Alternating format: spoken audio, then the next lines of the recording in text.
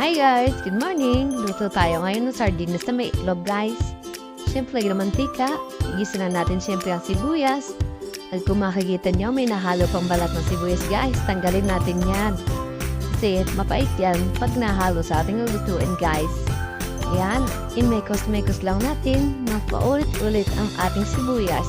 Sa kawali guys. At ayan na nga kung mapapasin nyo, medyo namumulang-mulang na ang sibuyas. Lagay na natin ang mega sardines.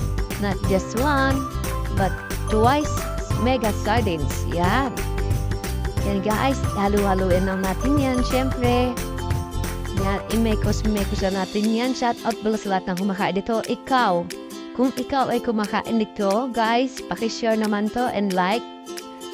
Salamat sa panonood. At ayan na nga, ginisa ko na sardinas sa sibuyas. Kung mapapasin nyo, walang bawang. Ayaw ko kasi ng may bawang guys.